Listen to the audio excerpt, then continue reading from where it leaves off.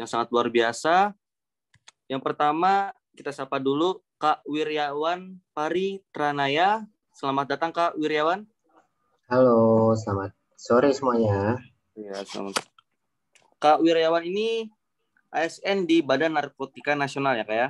Iya, benar sekali. Di mana nih Kak? Di pusat atau di mana Kak? Di Satker Kota Denpasar. Oh, di Bali ya Kak ya? Iya. Berarti sekarang lagi di Denpasar nih? Iya, benar.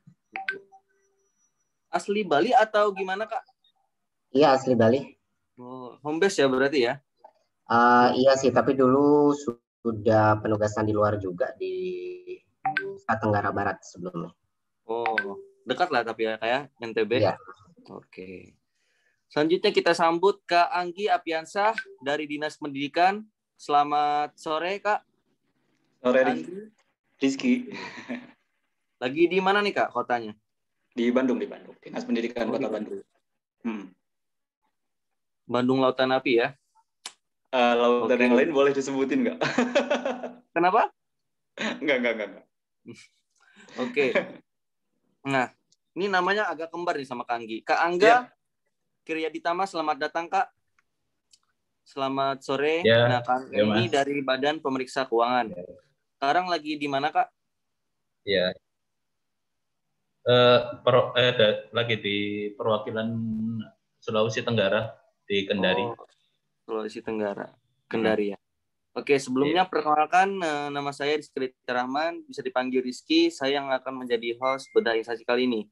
Untuk teman-teman jagoan, jangan lupa di Bedah Instansi kali ini kita akan memberikan diskon 10% untuk teman-teman jagoan yang mengupload story tentang insight kita pada hari ini. Bisa teman-teman lakukan di Instagram, teman-teman mention, jangan lupa jagocpns.id. Oke, langsung saja kita masuk ke perkenalannya kayak karena tak kenal maka tak aruf ya. Kita tarupan dulu satu-satu. Nah ini kalau kemarin-kemarin kan berinstansinya selalu ada cowok ada cewek. Nah kalau ini cowok semua nih. Aduh. Oke, kita mulai dulu dari yang pertama dari Kak Wiryawan Paritranaya. Silakan Kak perkenalkan dirinya dulu.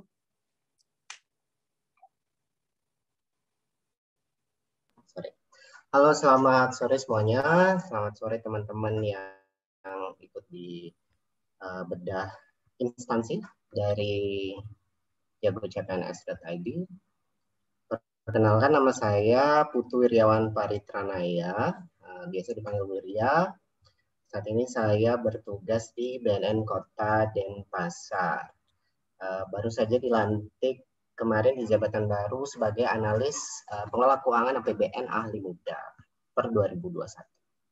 Demikian. Kalau dulu sebelumnya saya bertugas sebagai kepala subbagian umum di Satker yang sama, cuman kemarin ikut passing untuk jabatan fungsional seperti itu.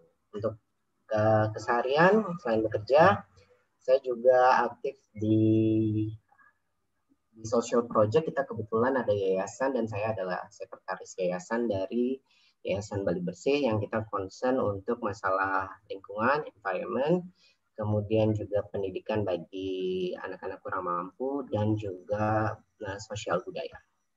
Gitu. Terima kasih. Luar biasa sekali ya. Jadi Kak Wirya ini selain beliau aktif sebagai ASN di Badan Narkotika Nasional, beliau ini juga aktif di proyek-proyek sosial Kak ya.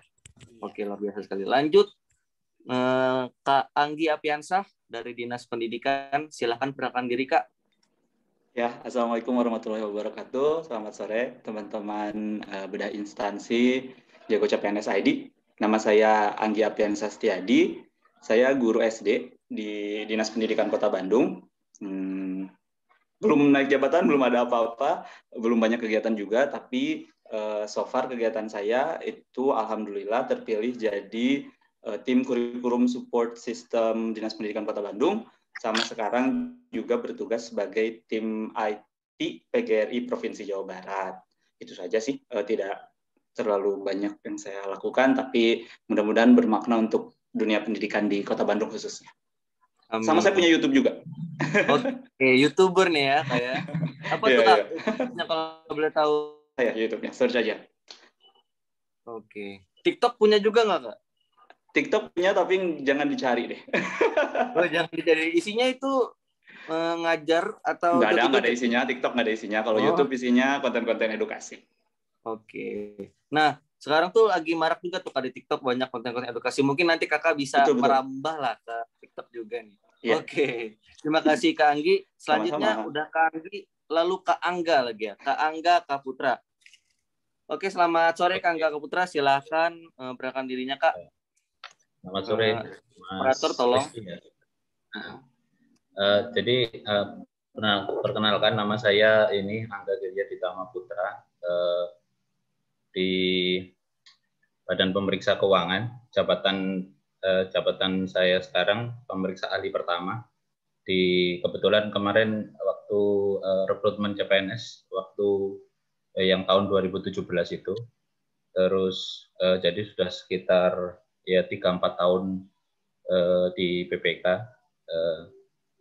Penempatan pertamanya di Sulawesi Tenggara kebetulan. Nah, jadi kemarin karena mungkin masih banyak yang kurang ya auditor di luar Jawa, makanya lebih diprioritaskan untuk ditempatkan di luar Jawa, ke Sulawesi, ada yang di Papua, Kalimantan dan sebagainya. Kalau untuk nama panggilan bisa nanti dipanggil aja dengan nama Angga gitu aja. Nah, mungkin kayak gitu aja Mas. Untuk perkenalan singkatnya, nanti ada penjelasan terkait pengenalan terkait BPK nanti di sesi berikutnya. Nah. Oke, terima kasih Mas Angga. Tadi jangan sampai ketukar nanti Kak Angga, Kak Anggi ini Kak Angga ya, tadi Kak Anggi. Oke, Kak Angga, kenapa awalnya Kak Angga memilih menjadi ASN? Kalau saya sih sebenarnya kalau dari ASN sendiri itu kan sebenarnya apa ya, lebih ke apa ya, kayak pekerjaan kantoran juga ya, maksudnya ada jam waktunya tertentu gitu. Nah, cuma kemarin tertarik juga pengen masuk BPK juga karena kan ya ada juga teman-teman termasuk senior juga yang udah jadi auditor juga di BPK gitu. Jadi kemarin sempat tertarik juga buat daftar BPK karena ya pekerjaannya menurut saya menarik gitu. Gitu aja sih. Nah, nanti mungkin bisa saya jelaskan di ini kan sesi yang tadi untuk di PowerPoint saya nanti sekalian. Nah. Oke, terima kasih Kak Angga ya. Kalau Kak Anggi kira-kira kenapa Kak memilih menjadi ASN? Sebenarnya yang saya pilih itu bukan jadi ASN-nya awalnya, jadi gurunya. Oke. Jadi guru, entah itu mau ASN atau mau di swasta gitu ya. Nah, jadi tapi ya mungkin karena ada rezekinya dan kebetulan ikutan ujian juga lulus, orang tua juga sebenarnya ASN sih. Jadi ya alhamdulillah dikasih amanah oleh Allah untuk menjadi ASN, untuk berbakti kepada negara, menjadi guru. Cita-citanya jadi guru sebenarnya.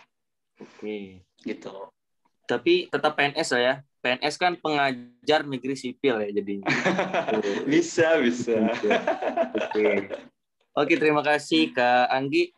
Kak Wirya, kalau Kak Wirya kenapa Kak memilih menjadi ASN? Mungkin sama kayak Kak Anggi tadi ya, kita waktu itu ikutan bukan karena pengen jadi PNS sih yang utamanya, tapi karena tertarik sama instansi yang dituju. Waktu itu kebetulan sekarang kan kalau kita CPNS sekarang itu hanya milih satu kementerian ya. Kalau dulu zaman saya 2012 itu masih bisa pilih lebih dari satu. Kebetulan waktu itu saya pilih 3, Kementerian Luar Negeri, BNN, sama Kementerian Sosial. Yang lulus dari ketiga itu ya BNN gitu. Jadi ya dari sana baru kita ngerti gimana sih ASN di BNN itu seperti apa, dan ASN secara umum seperti apa. Walaupun orang tua memang ASN, PNS dulu, tapi kan perspektif PNS dulu dan sekarang setelah ada undang-undang ASN yang baru itu kan jauh berbeda seperti itu. Oke. Nah, kalau saya pribadi, kenapa memilih menjadi ASN adalah yang pertama, kebetulan memang saya awalnya sekolah kedinasan di STAN, PKN STAN Politeknik Keuangan Negara STAN. Tapi sebelum saya memilih kuliah di PKN STAN, itu sudah tahu tujuannya nanti akan menjadi ASN. Nah, jauh dari sebelum itu, awalnya saya itu pengen sekali menjadi dokter. tapi entah ada beberapa lain hal nggak bisa, jadinya saya memilih menjadi PNS. Kenapa menjadi PNS? Awalnya ketika saya pikir menjadi PNS ini adalah salah satu profesi yang didam-damkan orang-orang zaman dulu gitu, kayak orang tua kita nyari, coba kamu daftar PNS, coba kamu jadi PNS gitu.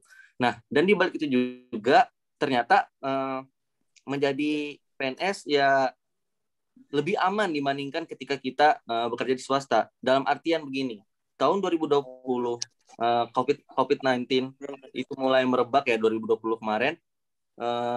Berbagai perusahaan swasta itu banyak melakukan PHK terhadap para pegawainya, pemutusan hubungan kerja. Nah, sedangkan kita PNS itu tidak mungkin lah tiba-tiba udah diangkat jadi PNS tiba-tiba dipecat aja gitu aja, karena mungkin negara lagi susah ekonominya, nggak mungkin kan. Nah, selagi kita ini masih disiplin, masih melakukan tugas dengan baik, tidak melakukan pelanggaran, ya kita tetap aman bekerja sebagai PNS. Nah, itu alasan utama saya. Yang kedua, setelah saya coba jalanin ketika menjadi PNS, awalnya saya pikir, oh ini akan aman ketika saya bekerja menjadi PNS. Tapi ternyata setelah saya coba, wah ketika kita menjadi PNS, kita itu kerja nggak cuma semata-mata cari duit gitu. Tapi banyak hal bermanfaat yang bisa kita coba banyak. Jadi kalau misalnya di berbagai perusahaan, ya salah satunya mereka biasanya profit oriented, ya mana profit itu juga tertujunya kepada satu individu, yaitu pemilik perusahaan dan lain-lain. Nah, sedangkan ketika kita menjadi PNS, yaitu pelayan publik, kita itu memberikan kebermanfaatan yang mungkin kita kerjakan kecil, tapi manfaat itu bisa dirasakan oleh orang banyak. Itu yang membuat saya kenapa semakin senang menjadi ASN. Oke, kalau Kak Wirya, kenapa Kak tadi memilih BNN? Kan tadi Kakak ada milih Kemensos, ada memilih Kemenlu, BNN. Kenapa Kakak memilih instansi BNN ini? Waktu itu jadi jabatan yang saya apply waktu itu untuk pertama kali ketika PNS itu namanya analis intelijen taktis. Memang salah satu background pendidikan yang dicari adalah S1 bahasa Inggris. Cuman itu saya rasa bidang baru ya, karena saya tidak pernah diajarin bagaimana intelijen seperti apa. Jadi benar-benar baru. Jadi saya merasa kayak ini seru deh, belajar hal baru yang kita nggak pernah pelajari sama sekali di sekolah. Dan ya itu pengalaman yang luar biasa sih selama 4 tahun pertama penugasan saya. Karena memang ya untuk seorang yang kerja di instansi sipil melaksanakan tugas-tugas intelijen ya quite challenging gitu loh, cukup challenging buat saya. Oke. Selama di BNN udah pernah ini nggak Kak nangkepin orang-orang yang narkoba gitu? Kebetulan waktu itu analis intelijen kan tugasnya memang di pemberantasan ya. Kita memang terjun di penyelidikan dan penyidikan juga. Kasus terakhir saya sebelum saya mutasi itu adalah penyelundupan sabu-sabu 125 gram kalau tidak salah dari Malaysia melalui jalur udara. Modus operandinya itu adalah dimasukkan ke dalam tubuh. Wah, luar biasa. Oh, berarti secara nggak langsung Kak Wirya ini walaupun tadi memilih ya Kemensos, Kemenlu, dan BNN, dari BNN ini udah bisa dapat ketiganya Kak. Kemensos Kakak bisa melakukan proyek sosial. Kemenlu Kakak berhubungan dengan pihak internasional juga, pemberantasan korupsi, ini pemberantasan narkobanya. Oh, berarti tetap tiga-tiganya ini ya. Oke, luar biasa sekali Kak Wirya. Oke, lanjut ke Kak Angga. Kalau Kak Angga kenapa memilih BPK Kak? Oh, ya Mas. Gimana kalau mau langsung yang PowerPoint tadi Mas? Atau gimana? Ya boleh, silahkan tolong operator tampilkan lagi. Oh iya, ya. Nah. Ya.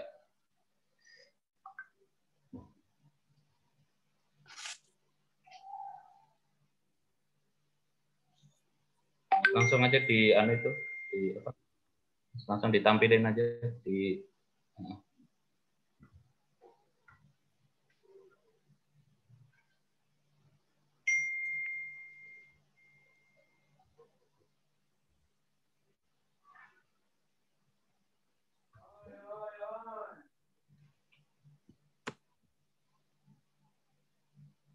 Oke, jadi kemarin saya kan waktu kemarin pendaftaran ya, waktu 2017 itu ya kemarin juga banyak kan itu waktu itu kementerian kan juga banyak itu Mas ya, waktu tahun 2017 itu. Nah, kemarin cuma saya kan juga cari-cari referensi ke senior-senior teman-teman gitu, gimana tentang kerjaan-kerjaannya gitu. Nah, sebenarnya sih saya juga background-nya sebenarnya bukan orang akuntansi sebenarnya gitu. Orang hukum juga. Kebetulan senior saya juga, maksudnya senior saya di Fakultas Hukum juga kemarin. Nah, jadi kemarin ada beberapa pertimbangan sih waktu milih BPK itu. Kayak misalnya waktu dari sisi pekerjaan misalnya itu dia nggak terlalu jadi waktu masa-masa sibuknya itu kayak ada periodenya gitu kalau di BPK gitu Mas. Jadi mungkin waktu nggak waktu pemeriksaan itu dia nggak terlalu sibuk gitu untuk pekerjaan di kantor gitu. Jadi mungkin waktu-waktu sibuknya waktu saat ada penugasan aja gitu.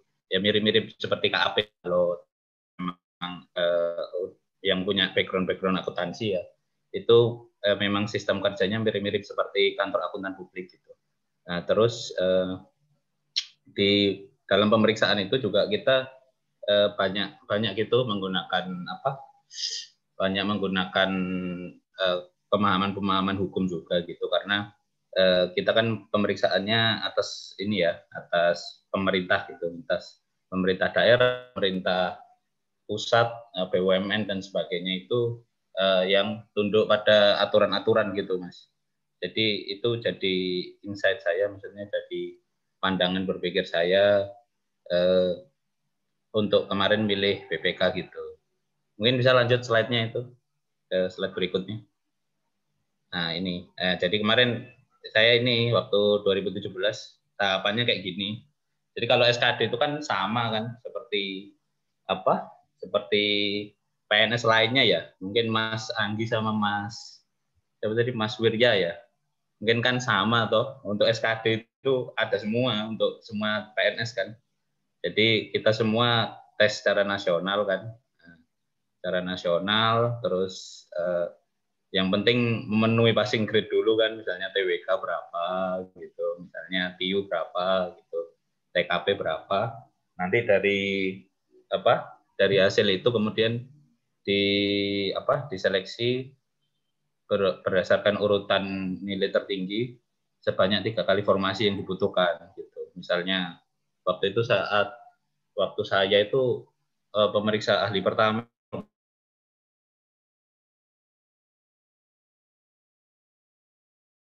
ya 3 kali formasinya berarti sekitar 150 lah gitu. Itu yang masuk SKD. Setelah itu kesaring 150 itu masuk ke tahapan SKB. Nah, kalau SKB ini beda-beda antar instansi kan. Nah, mungkin Mas Wirya atau Mas Anggi beda tes SKB-nya apa gitu kan. Kalau kemarin di BPK itu dia ya kalau saya pikir mirip-mirip BUMN juga sih. Saya udah pernah juga tes BUMN kan sebelumnya. Nah, itu ya mirip-mirip sih, kayak ada psikotes lah, terus yang kayak seperti tes Pauli gitu, tes warteg gitu. Nah, terus Kreplin gitu-gitu. Nah, terus ada juga tes kejiwaan. Jadi kita dikasih sekitar berapa ya? 500 soal atau berapa gitu. 500 pertanyaan gitulah. Nah, untuk menguji tes kejiwaan kita gitu. Terus tes kesehatan, ada juga diskusi grup, sama terakhir wawancara sama user gitu. Yang kalau kemarin sih di pihak ketiga kan sih kalau BPK. Jadi yang seleksi orang dari psikologi UI Universitas Indonesia yang seleksi yang mewawancarai untuk tes wawancaranya. Nah, habis itu nanti dia masuk ke setelah lulus ada pengumuman SKP itu, kemudian nanti ada diklat dan aktualisasi. Yaitu waktu diklat itu sama kan, sama semua PNS sama sih, ada diklat latihan dasar itu untuk syarat buat jadi PNS. Nah, habis itu kalau di BPK lanjut ke diklat itu fungsionalnya itu sebagai pemeriksa ahli pertama itu.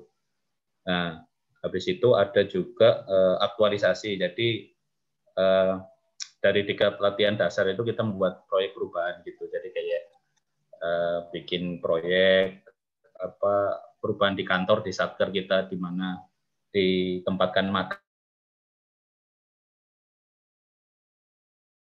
Nanti kayak diseminarkan seperti skripsi gitu lah, diuji gitu. Nah, habis itu kalau di BPK dulu langsung ada diklat fungsional pemeriksa itu, pemeriksa hari pertama, lanjut ke diklat anggota tim junior kan, soalnya kalau di BPK itu kalau sedang penugasan pemeriksaan gitu dibuatnya tim-tim gitu. Jadi satu tim isinya berapa orang gitu, ada ketua tim, anggota tim gitu. Jadi yang baru pasti kan posisinya anggota tim paling bawah gitu. Itu sih. Nah, mungkin gimana next, Mas?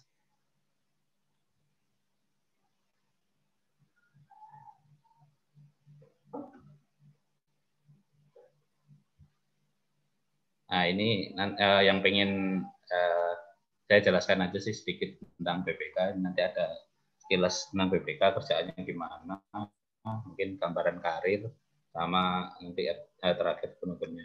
Next, Mas. Nah, ini sebenarnya banyak yang salah paham juga sih tentang BPK. Sebenarnya yang dinamakan BPK itu 9 orang ini. Jadi kita, saya gitu ya, maksudnya lewat seleksi CPNS itu cuma pelaksananya mereka gitu, pelaksananya mereka. Mereka dipilih dari DPR itu, mereka bersembilan. Itu sih. Lanjut, Mas. Nah, ini jadi lingkup tugasnya di BPK sendiri itu kerjaan utamanya pemeriksaan ya, baik di pemerintah pusat, di pemerintah daerah, BUMN, BUMD, sama ada juga di BPK itu satuan kerja penunjangnya, maksudnya yang bagian bukan auditor gitulah, bukan auditor tapi menunjang tugas pemeriksaan BPK. Next, Mas. Oke, terus ini untuk pemeriksaannya, macam-macamnya pemeriksaan di BPK ada laporan keuangan, kinerja, pemeriksaan dengan tujuan tertentu. Nah, biasanya kalau di awal tahun kayak sekarang ini, saya sebenarnya lagi penugasan juga ini. Cuma kan lagi ada waktu istirahat juga dari ketua tim gitu, jadi saya bisa ngisi materi ini. Jadi sekarang juga lagi pemeriksaan laporan keuangan ini lagi jalan. Terus biasanya nanti di semester kedua ada pemeriksaan kinerja sama pemeriksaan tujuan tertentu. Biasanya kayak pemeriksaan kepatuhan kayak kemarin ada dana COVID itu untuk kepatuhan pelaksanaannya. Dana COVID itu biasanya ada di pemeriksaan dengan tujuan tertentu. Lanjut ini. Jadi ini sistem kerjanya ya kalau di BPK kayak gitu. Jadi ya biasa melakukan pemeriksaan, terus di situ diserahkan ke DPR. Nanti kalau memang ada indikasi-indikasi permasalahan, ada aparat penegak hukum dan sebagainya, kemudian sama tindak lanjut hasil rekomendasi. Lanjut, Mas. Nah, terus ini ada macam-macam jenis pekerjaannya di BPK. Yang utama pasti ya pemeriksa, auditor kan, yang paling maksudnya pekerjaan utamanya memang core-nya itu memang pemeriksa gitu, auditor. Terus ada juga kelompok jabatan penunjang itu, ya itu tadi yang saya bilang kayak ada staff-staff gitu kan, staff penunjang misalnya di staff bagian keuangan, staff bagian hukum, misalnya terkait ada telaah hukum, permasalahan hukum dalam hasil pemeriksaan atau bagaimana gitu kan. Terus termasuk kan ada atasan pimpinan-pimpinan itu kepala kantor itu masuknya jabatan struktural gitu. Jenjang karirnya seperti itu memang. Jadi ada yang fungsional itu ya yang pemeriksa itu, terus ada yang staff itu namanya struktural. Nah, begitu. Terus ada juga kelompok jabatan fungsional lain selain pemeriksa, misalnya ada jabatan fungsional arsiparis gitu memang. Tapi memang untuk karirnya, tingkatan karirnya itu memang kalau yang selain pemeriksa itu ngikutin lembaga lain gitu. Misalnya ada juga Widya Iswara di BPK gitu. Jadi yang biasanya ngajarin diklat gitu, diklat pemeriksaan. Nah, itu jenjang karirnya bukan BPK yang nentuin, tapi ditentuin sama LAN, Lembaga Administrasi Negara. Nah, gitu. Jadi ada juga sebenarnya jabatan fungsional lain selain auditor gitu kan di BPK itu sendiri gitu. Lanjut. Nah, terus ini untuk jenjang jabatannya ya, kalau yang berminat jadi pemeriksa kan masuk saya ini kayak gini. Jadi jenjang jabatannya pertama masuk itu kualifikasi S1 itu pasti nanti dia masuk ke 3A. Ya, 3A, 3B itu pemeriksa pertama nanti, terus nanti kalau naik ke 3C, 3D namanya pemeriksa muda, 4A, 4C pemeriksa madya, baru nanti pemeriksa utama. Jenjang karirnya kayak gini kalau untuk pemeriksa. Kenaikan pangkatnya berdasarkan angka kredit. Jadi banyak sih komponen angka kredit itu, termasuk salah satunya penugasan seperti yang biasa dilakukan itu. Jadi nanti kita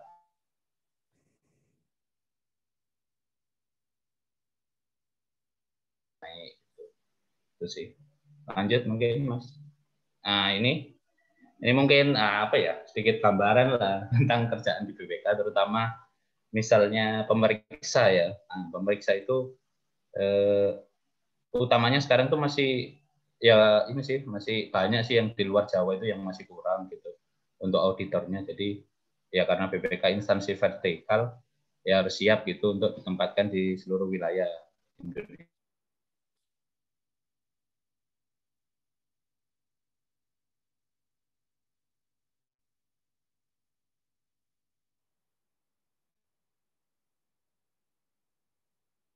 Ya, nampaknya ada gangguan koneksi ya. Ya, gangguan koneksi dari Kak Angga. Kita tunggu dulu.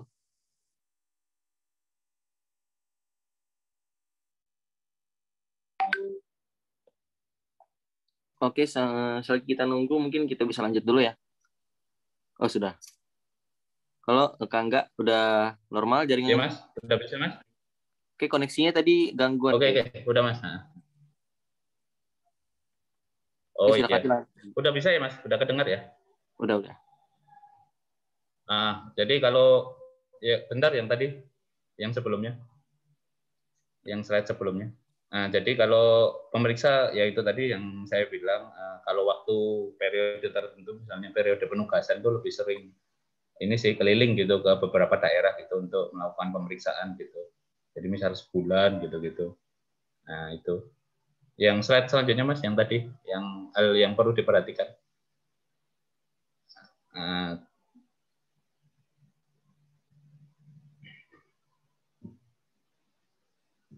terus ini apa untuk mungkin kalau terkait tekanan ya, yang mungkin di semua instansi ada sih ya. Nah, cuma kalau di BPK waktu saat penugasan itu agak berat biasanya deadline-nya itu karena cuma 2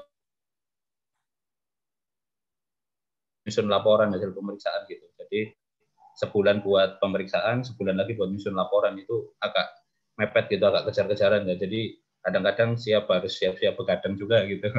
Kalau di BPK ya kayak gitu. Terus ya itu harus mampu juga beradaptasi, meningkatkan kapasitas diri, karena multidisiplin ilmu yang dipahami sebagai auditor itu macam-macam, kita harus paham akuntansi, hukum, mungkin kalau yang pegang belanja harus memahami mengenai kontrak, terus pemahaman teknik sipil dan sebagainya tentang bangunan gitu.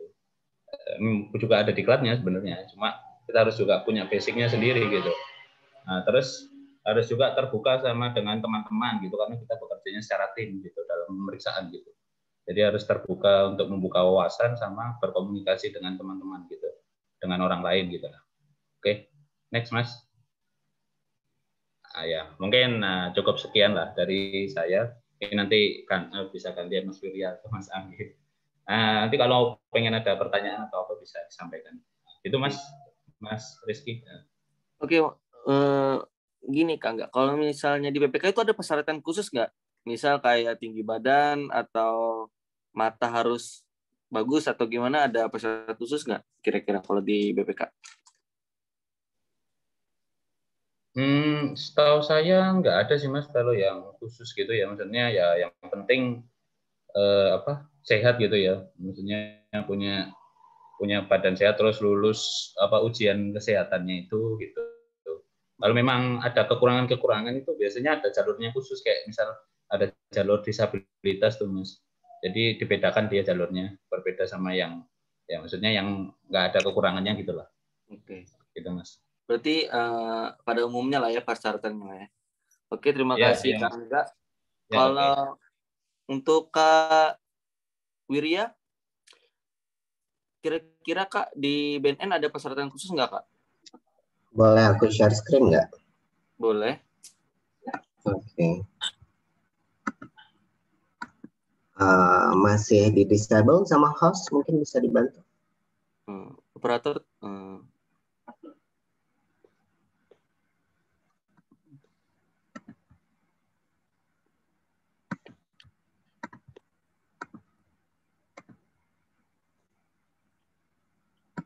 Udah ya?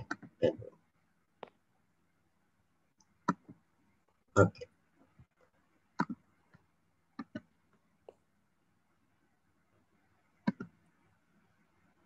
Oke.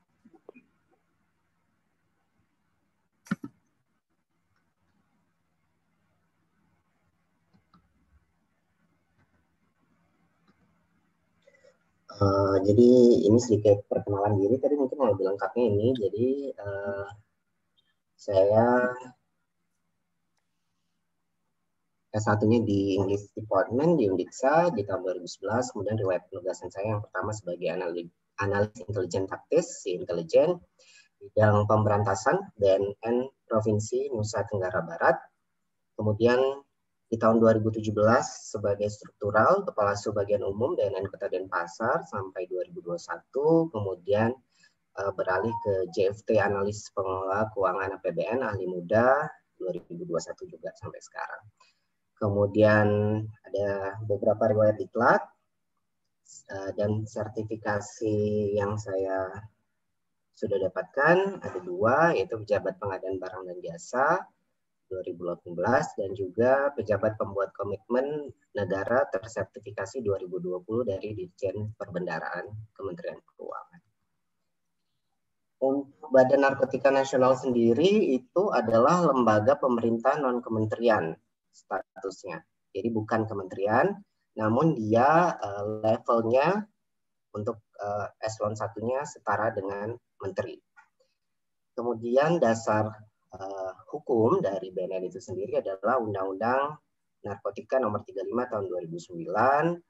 Pembentukannya berdasar Keputusan Presiden Nomor 17 Tahun 2002 yang kemudian diperbarui di Peraturan Presiden Nomor 83 Tahun 2007. Untuk sekarang Kepala BNN RI-nya adalah Bapak Dr. Andes Petrus Reinhard Golose MM. Beliau sebelumnya adalah Kapolda Bali. Jadi memang rata-rata sejak berdirinya BNN, Kepala BNN diisi oleh Polri yang ditugaskan di BNN. Kemudian kalau untuk satuan kerja BNN sendiri itu ada 223 satuan kerja, ada 11 satuan kerja pusat, itu pusatnya di Cawang, dekat UKI. Kemudian Satker BNN Provinsi ada 34, Satker Balai Rehabilitasi ada 2 di Lido dan juga di Makassar. Kemudian Satker Loka Rehabilitasi ada 3. Kemudian Satker BNN Kabupaten Kota ada 173. Jadi memang untuk tingkat kabupaten kota belum seluruhnya memiliki BNN Kabupaten Kota. Kemudian kalau untuk jabatan yang selalu dibuka untuk CPNS setiap tahunnya rata-rata adalah 3 ini karena ini merupakan jabatan fungsional tertentu milik BNN RI. Yang pertama ada penyuluh narkoba, kemudian yang kedua ada penyidik narkoba, yang ketiga adalah konselor adiksi dan asisten konselor adiksi. Jadi inilah yang memang sering dibuka pendaftaran untuk CPNS. Sementara untuk jabatan-jabatan lain penunjang itu terkadang saja kita mendapatkan slotnya karena memang concern-nya dari Menpan sendiri adalah jabatan teknis khusus sesuai dengan tugas dan fungsi BNN. Kemudian kalau untuk jabatan lainnya itu ada tenaga kesehatan, dokter, nurse, dan psikolog. Kemudian juga ada analis intelijen atau petugas pemetaan, dan juga ada petugas K9 karena kita ada direktorat K9 di mana kita memiliki satwa yang bertugas dalam membantu tugas fungsi BNN khususnya dalam bidang pemberantasan seperti itu. Kalau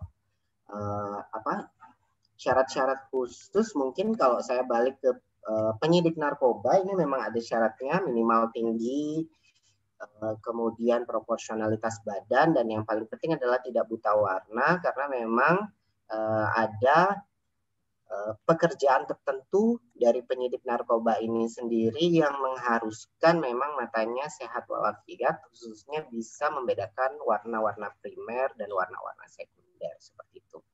Khususnya sih dalam membaca X-ray ya, kalau lagi tugas di bandara.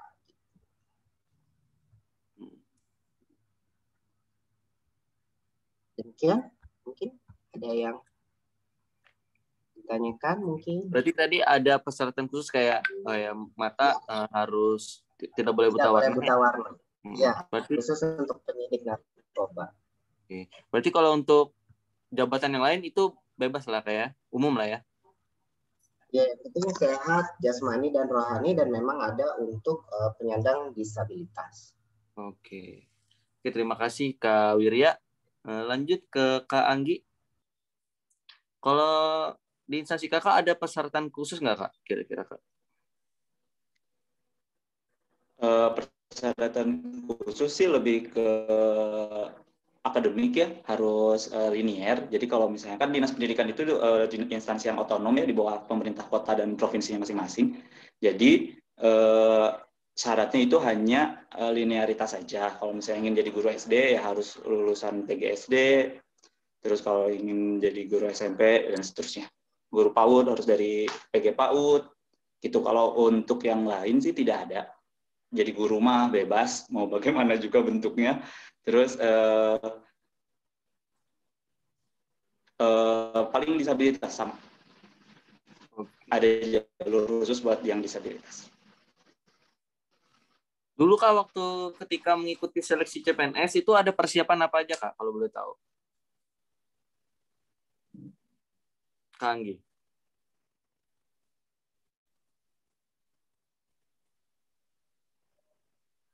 Sore Kak Anggi kayaknya terputus koneksi ya. Di tesnya sama, SKD. SKD-nya itu umum, itu belajar sih, karena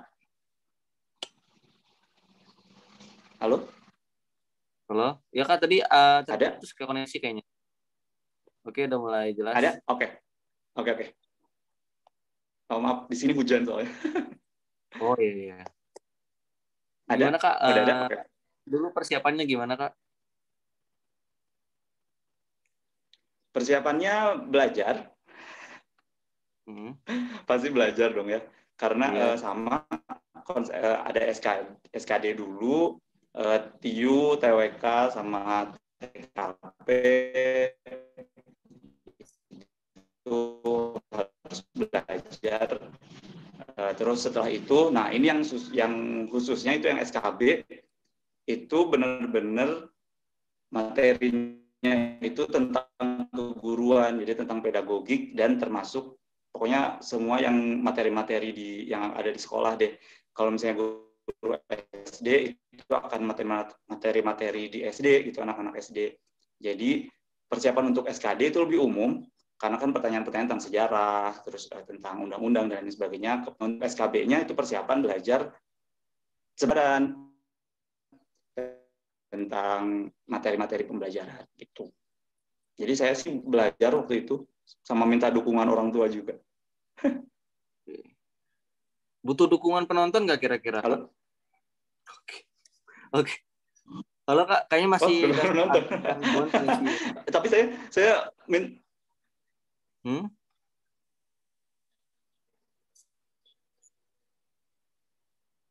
Tapi saya minta dukungan juga ke banyak orang kok, betul. Doa dari orang banyak itu mujarab.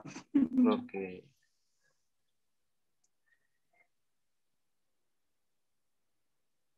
Oke, nampaknya masih gangguan koneksi. Kita lanjut ke Kak Angga. Kalau Kak Angga persiapannya dulu gimana Kak? Persiapan tes ya, Mas? Iya, persiapan tes CPNS. Oh ya, jadi kemarin sih kalau untuk persiapan ya, sebenarnya saya juga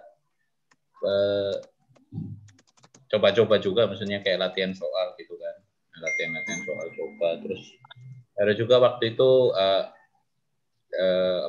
kan waktu baru-baru lulus juga awal-awalnya juga masih bingung kan. Nah, waktu itu karena belum ada juga rencana bukaan CPNS kan, belum tahu juga kan.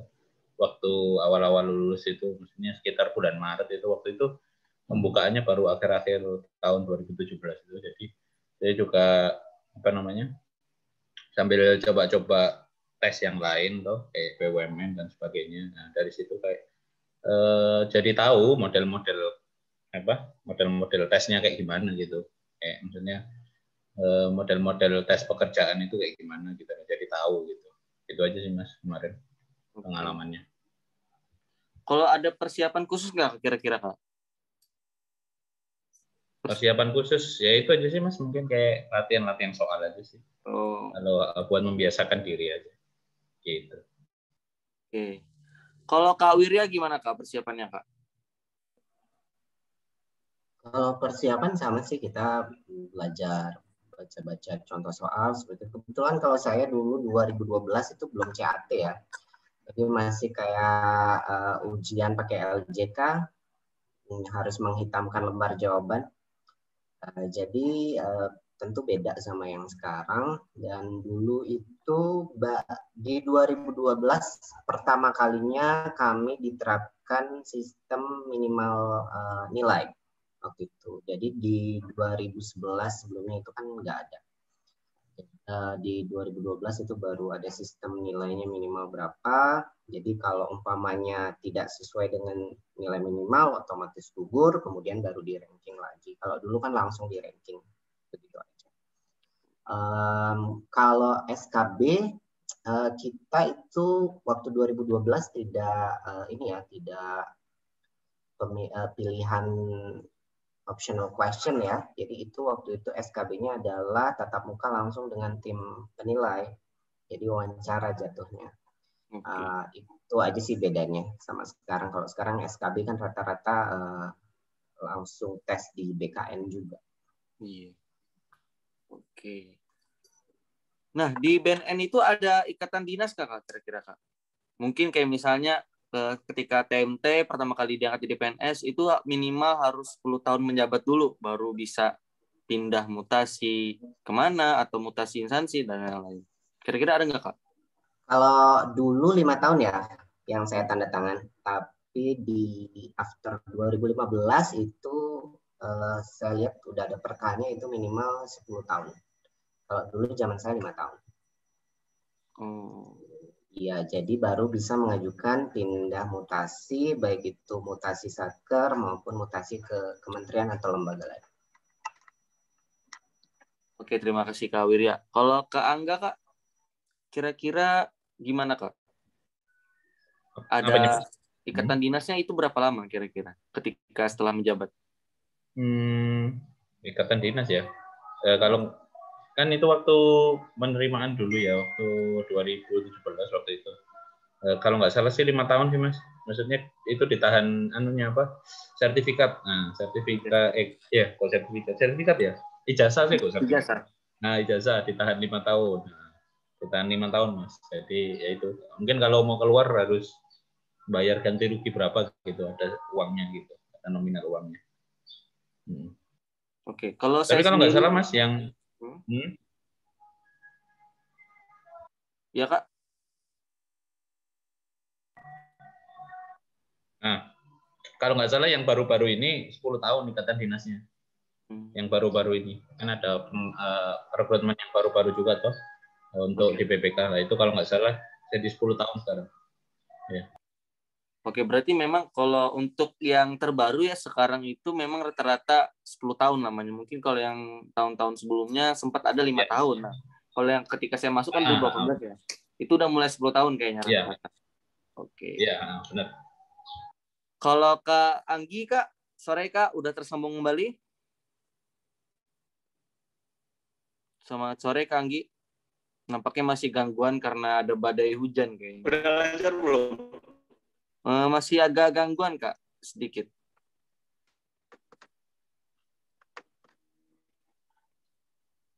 Kalau misalnya videonya tidak bisa, tidak apa-apa Kak. Suara dulu Kak, yang penting bisa terdengar jelas. Oke.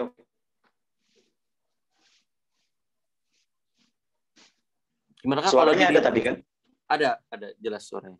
Gimana Kak kalau misalnya di Dinas Halo? Pendidikan ada apakah ada ikatan dinasnya berapa tahun dulu baru boleh bisa mutasi?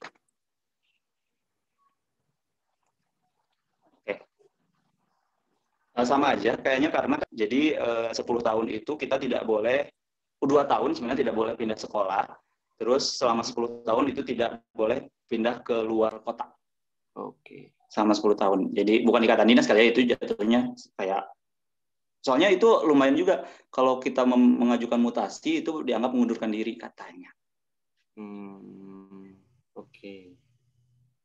Oke, jadi memang dari berbagai instansi memang rata-rata untuk sekarang ini adalah 10 tahun baru bisa melakukan mutasi, entah itu antar instansi atau mutasi daerah. Oke, terima kasih Kak Anggi. Oke, untuk teman-teman jagoan CPNS, saya ingatkan kembali, jangan lupa untuk update ini di story Instagram kalian. Silahkan di mention jagocpns.id, nanti teman-teman akan mendapatkan diskon 10% untuk biaya online kelas tes CPNS bersama jagocpns.id.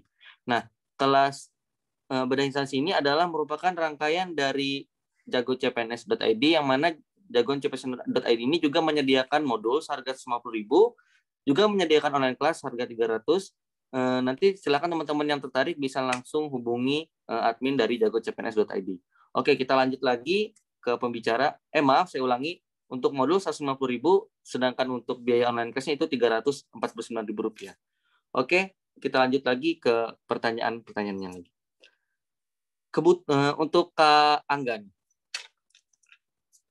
kebutuhan formasi dengan jurusan itu apakah ada pengaruh yang sangat signifikan, Kak? Misalnya nih, di BPK kan memang core-nya itu adalah pemeriksa atau auditor, yang mana basisnya adalah akuntansi. Misal nih, yang dibutuhkan adalah formasi akuntansi, tapi para pendaftarnya atau calon CPNS-nya itu adalah dia yang berasal dari jurusan misal akuntansi syariah dan yang lain. Apakah itu nanti akan bermasalah ketika ke depannya? Jadi kalau secara umum dulu itu kan waktu penerimaan di tahunku,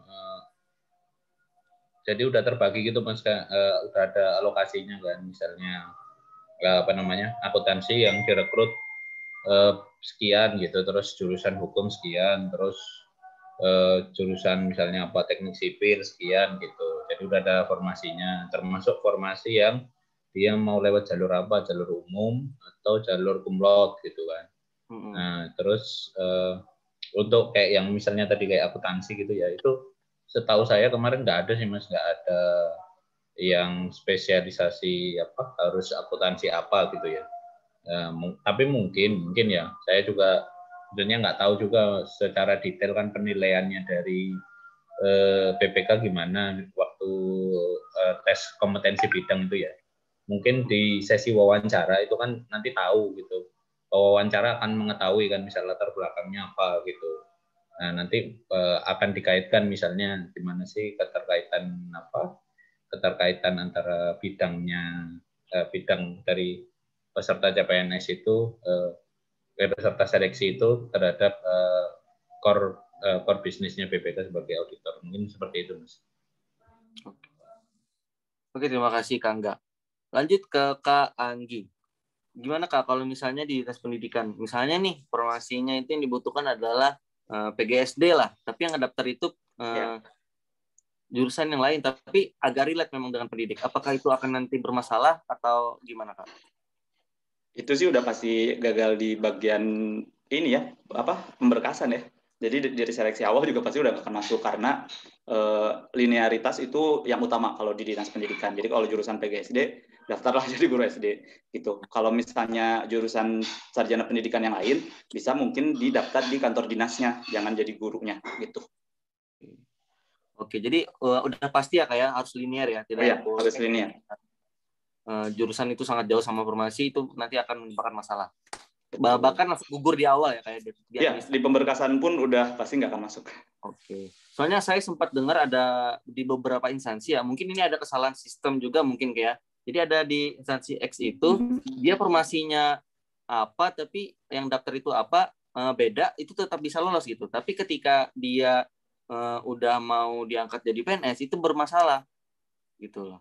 Jadi mungkin teman-teman nanti ketika teman-teman memilih formasi, jadi sesuaikan dulu dengan jurusan teman-teman. Nah, selain teman-teman sesuaikan dengan jurusan teman, pastikan dulu teman-teman ini memang memilih instansi yang memang teman-teman inginkan. Jangan sampai nanti teman-teman ini memilih secara random aja gitu, karena banyak juga ya orang-orang yang dia gagal karena kesalahan pemilihan instansi atau formasi. Nah, jadi saya ingin menyampaikan bahwasanya untuk jangan-jangan CPNS, peluang itu juga harus diperhitungkan. Misalnya nih di instansi A, formasi akuntansi misal, cuman menerima 5 orang, sedangkan yang sudah mendaftar itu kisaran 1.000. Nah, ini kan peluangnya berarti lebih kecil ya. Sedangkan ada di formasi yang lain, di instansi serupa, formasi B misal, kuotanya ada 100, sedangkan yang daftar misal 150, ada 150. Nah, teman-teman juga harus memanfaatkan peluang tersebut gitu. Jadi jangan sampai teman-teman nanti ketika dalam pemilihan instansi itu nggak memperhitungkan berapa banyak yang sudah mendaftar, berapa saja jumlah kuota formasinya, karena ini merupakan tolak ukur peluang teman-teman bisa keterima menjadi PNS itu sendiri gitu. Oke. Kalau Kak Wirya gimana, Kak? Untuk di BNN? Kurang lebih sama ya. Kurang lebih sama sesuai dengan prasyarat masing-masing jabatan. Cuman memang kalau untuk jabatan yang memang sudah jabatan fungsional kelasnya, itu syaratnya tetap seperti misalnya si penyuluh narkoba, penyuluh narkoba itu SKM, sarjana kesehatan masyarakat, atau sarjana ilmu komunikasi, atau sarjana sosial. Kalau untuk penyidik BNN itu adalah sarjana hukum atau sarjana ilmu teknologi dan informasi. Kalau konselor dan asisten konselor itu SKM bisa, kemudian S1 psikologi bisa. Tapi untuk jabatan yang memang ada di BNN tapi belum statusnya fungsional seperti analis intelijen gitu misalnya, itu dulu bisa didaftar oleh 3 disiplin ilmu, bahasa Inggris, hukum, dan IT. Kemudian di tahun 2016 atau 2017 bukaan lagi, bahasa Inggrisnya hilang, hanya hukum dan IT saja. Itu. Balik lagi sih ke kebijakan instansi masing-masing ya kalau untuk di saya. Tapi kalau untuk yang udah pasti, yang sudah jadi jabatan fungsional jenisnya, itu sudah pasti tidak akan berubah syarat pendidikan. Nah, ini juga hal yang penting ya teman-teman jagoannya.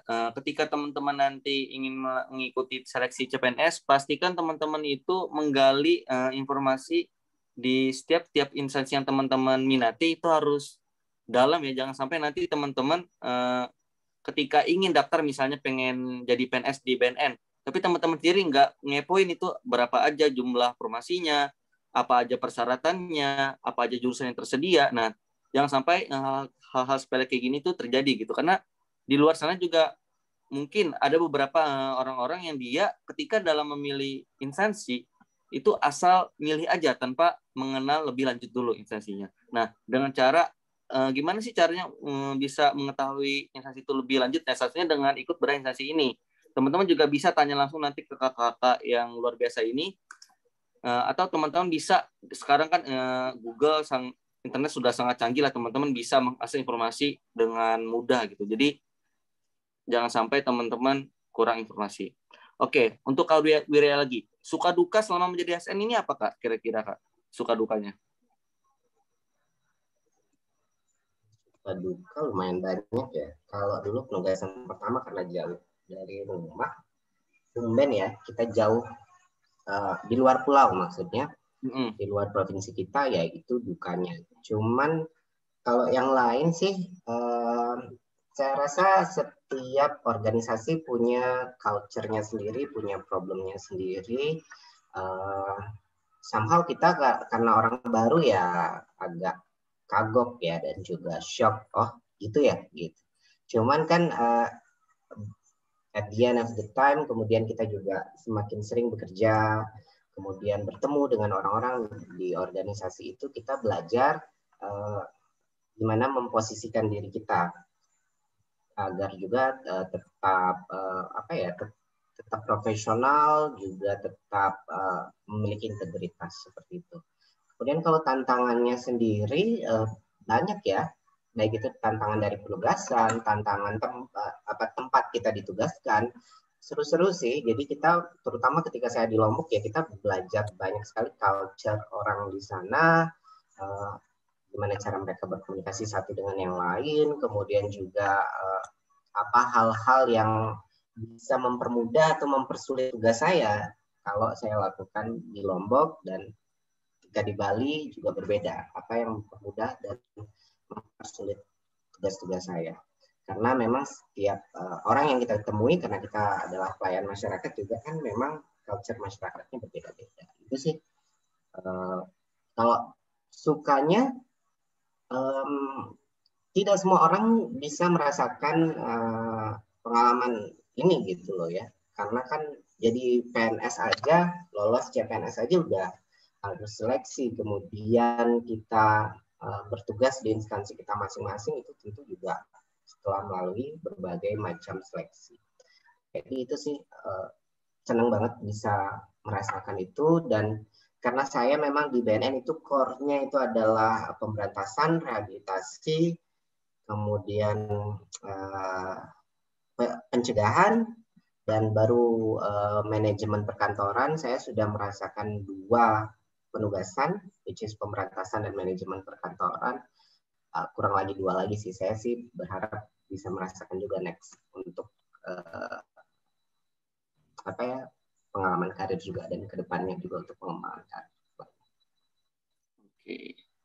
Jadi Kak, kalau misalnya bisa kita simpulkan, menurut Kak Wirya banyak sukanya apa dukanya nih ketika menjadi ASN?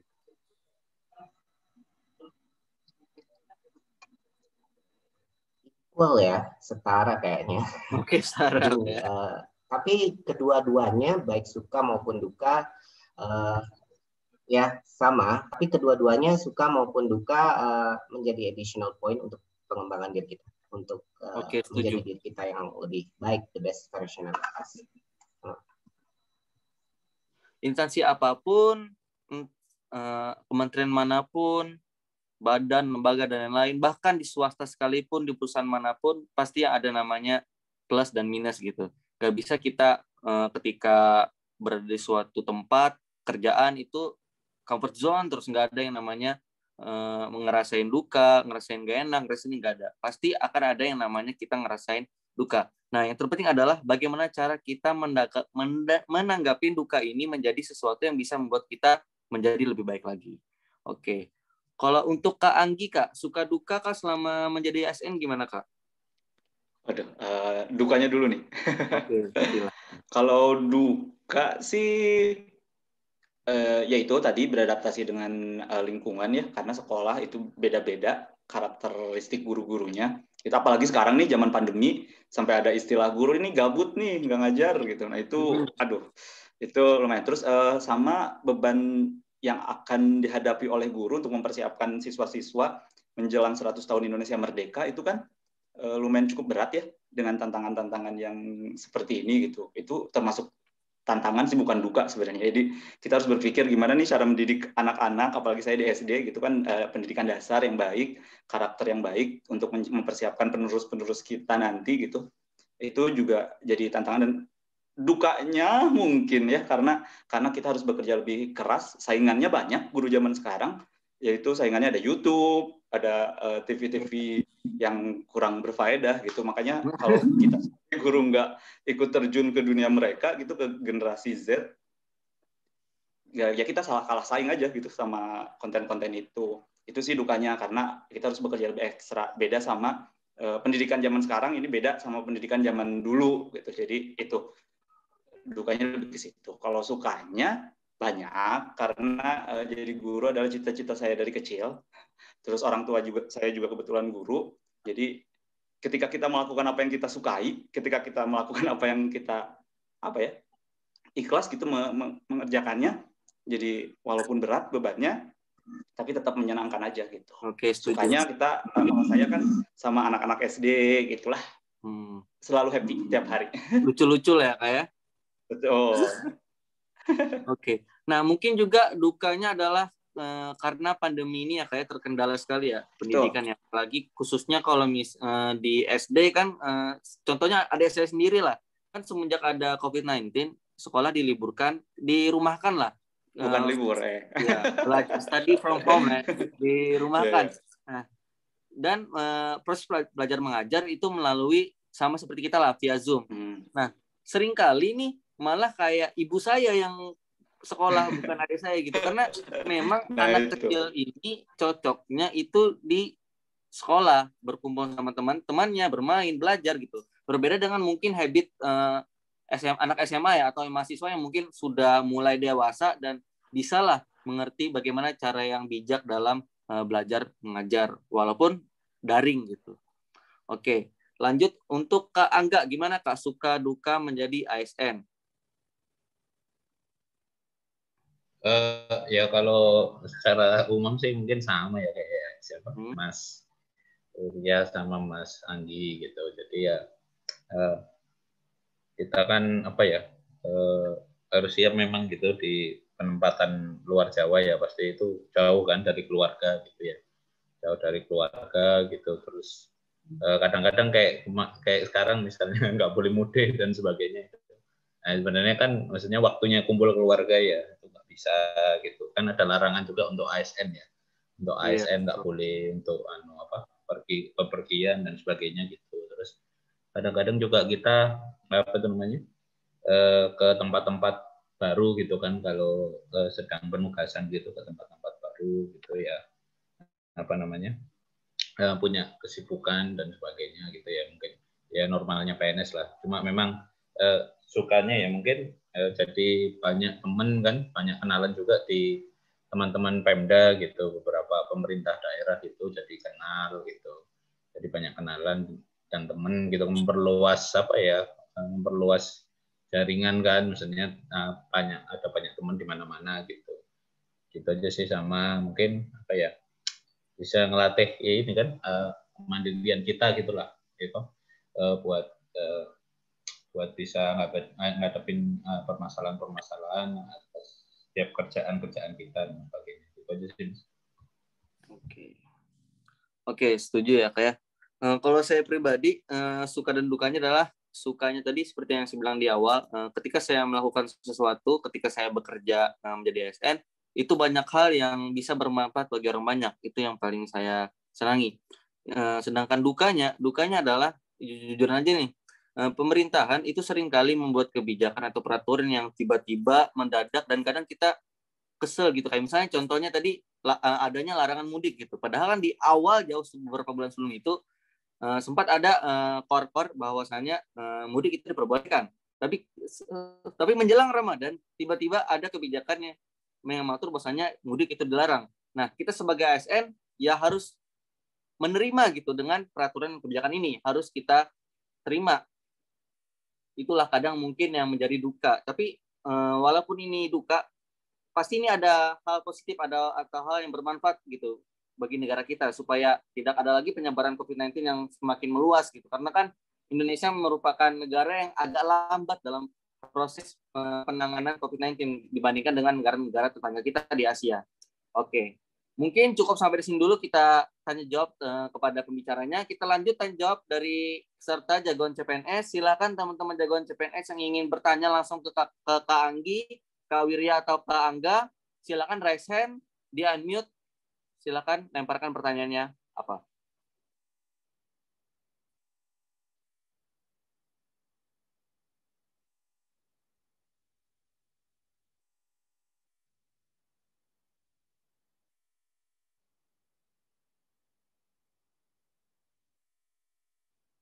Ya, silakan Devina. Halo Kak, perkenalkan nama saya Devina, saya asal Surabaya. Saya ingin bertanya kepada Mas Angga.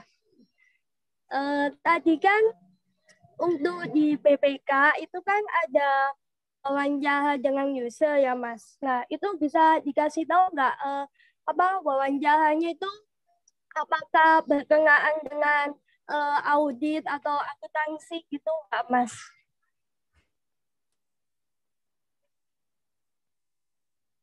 Sekian pertanyaan dari saya. Terima kasih. Ya, terima kasih Devina atas pertanyaannya. Dipersilakan Mas Angga untuk menjawab. Langsung dijawab dulu ya.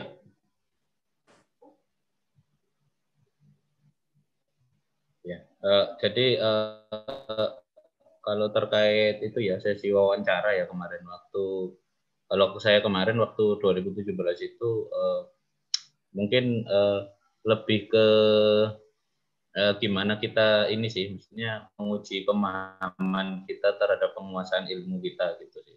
Kalau waktu itu saya kan kebetulan hukum tuh, saya hukum. Nah waktu sesi wawancara itu ditanyakan tentang kasus sih, maksudnya kasus yang lagi trending saat ini apa gitu. Waktu itu kalau nggak salah kasus yang ditanyakan sama pewawancara itu tentang kasus EKTP, korupsi EKTP gitu. Nah, menurut saya gimana gitu loh, kasus EKTP itu seperti apa gitu. Nah, terus saya jelaskan menurut pendapat saya kan, pendapat saya dari sisi hukum gitu kan. Terus habis itu pewawancara juga menanyakan gitu tentang misalnya terkait gimana langkah-langkah saya dalam memberikan suatu pendapat hukum gitu. Itu ya saya jelaskan. Jadi tahapannya misalnya mengidentifikasi tentang isu-isu hukum dulu, terus peraturan terkaitnya apa, baru kita mencari fakta-fakta hukumnya seperti apa. Nah, mungkin lebih ke situ gitu. Maksudnya pewawancara itu gimana sih kredibilitas kita tentang penguasaan ilmu kita gitu. Lebih ke arah situ sih. Tapi kalau detail tentang audit sih mungkin enggak sih waktu kemarin waktu saya ya itu enggak terlalu dibahas sih tentang apa maksudnya tentang kerjaannya BPK seperti apa atau apa tentang audit atau pemahaman saya tentang BPK enggak terlalu dibahas sih waktu itu sih itu aja Mas. Nah, siapa itu Mbak Devina ya tadi ya. Mbak Devina. Oke, gimana Devina? Apakah sudah puas dengan jawaban dari Mas Angga? Iya Mas Angga, udah. Makasih Mas atas jawabannya. Oke, teman-teman ya, jagoan yang lain yang ingin bertanya dipersilakan. Nanti kita akan kasih untuk 3 orang penanya pertama yang memberikan pertanyaan akan mendapatkan online kelas CPNS bersama jago-cpns.id dengan biaya cuma-cuma. Jadi jangan sampai dilewatkan ya, jangan sampai malu bertanya, jadinya nggak kebagian promo ini. Oke, silakan teman-teman jagoan yang ingin bertanya. Kalau malu bisa lewat chat deh.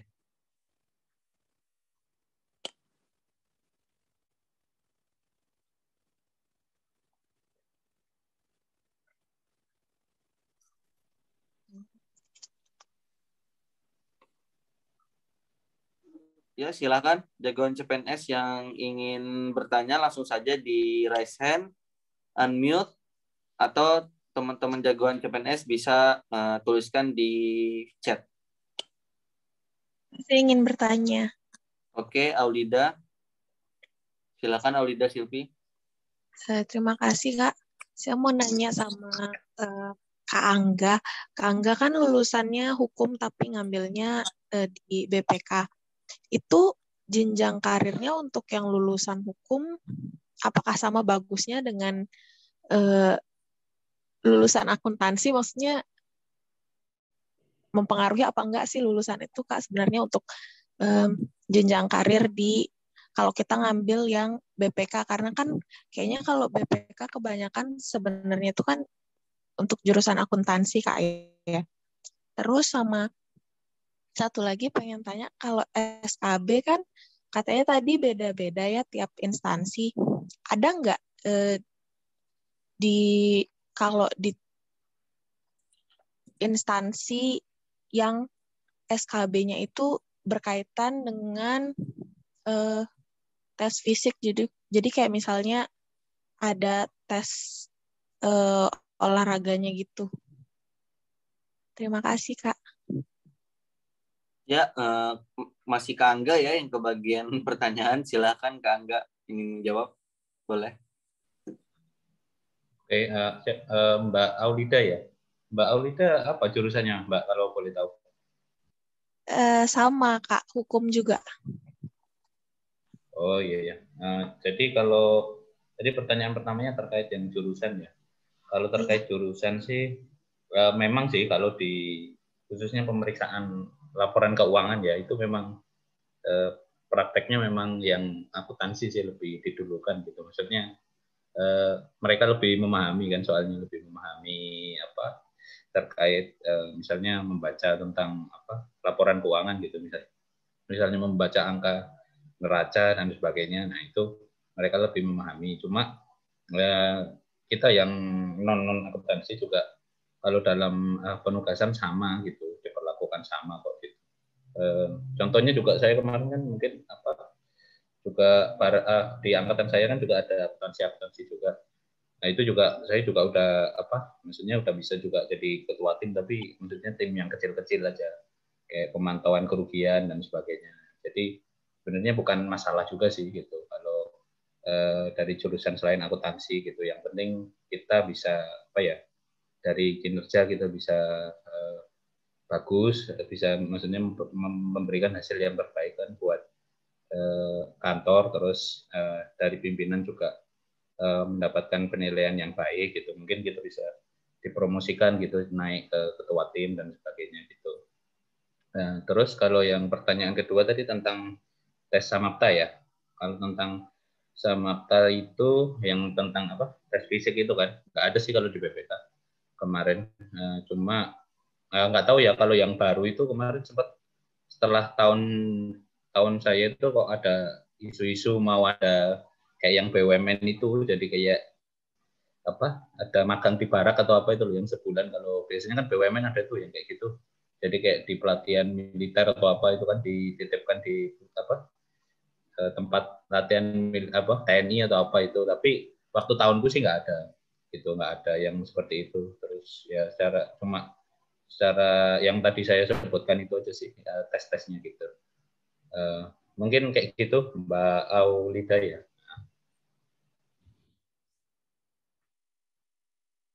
Oke, gimana Kak Aulida?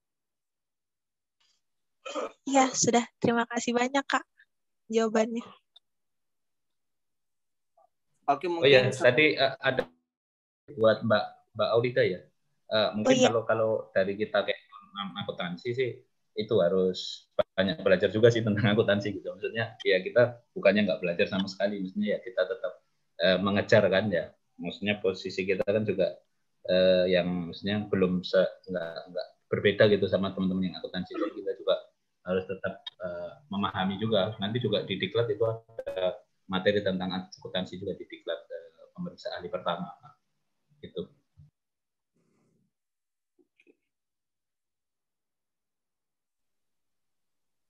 Terima kasih, Kak Engga. Oke. Ya, terima kasih Aulida atas pertanyaannya. Mungkin satu lagi pertanyaan dari teman-teman jagoan CPNS sebelum kita akhiri sesi bedah instansi kita kali ini. Silakan langsung resen saja dan di-unmute, atau kalau misalnya malu-malu bisa lewat chat. Nah, ini nih, from Alis Agatha. Saya bacakan. Saya ingin bertanya kepada Mas Anggi, apakah untuk menjadi PNS guru itu harus berlatar belakang sarjana pendidikan atau apakah bisa dari jurusan lain, misalnya jurusan hubungan internasional mendaftar jadi PNS guru? Terima kasih. Nah, ini pertanyaan untuk Kak Anggi. Silahkan Kak Anggi mungkin bisa menjawab pertanyaan dari Kak. Dari siapa ini? Dari Kak Alis Agatha di chat, Kak. Oh iya, terima kasih Kak Alis. Jadi untuk menjadi guru itu latar belakangnya ya betul harus sarjana pendidikan, tidak bisa dari jurusan lain. Karena ya itu syarat utamanya sih harus linear kalau di dinas pendidikan khususnya yang fungsional ya guru. Kalau misalnya dari jurusan lain bisa masuk ke strukturalnya, begitu. Jadi pejabat dinas. Kalau untuk jadi guru mah harus linear. Gimana Kak Alis? dengan jawaban dari Mas Anggi? Oke. Oke, mungkin cukup sampai di sini dulu. Terima kasih, Alis. Pertemuan kita kali ini, saya selaku MC atas nama panitia dari jagocpns.id juga mohon minta maaf sebesar-besarnya kepada peserta maupun pembicara atas segala kekurangannya, dan kami berterima kasih sebesar-besarnya kepada jagoan-jagoan CPNS yang sudah mau berkontribusi di bedah instansi kali ini, dan utamanya terima kasih yang sangat besar juga kepada para pembicara yang sangat luar biasa ini. Semoga kakak-kakak ini, Kak Angga, Kak Anggi, dan Kak Wiryawan tetap selalu bisa menginspirasi kita semua. Oke, sekian dari saya. Izinkanlah saya untuk mengucapkan satu pantun saja. Kesepian tanpa kekasih, sekian dan terima kasih. Wassalamualaikum warahmatullahi wabarakatuh.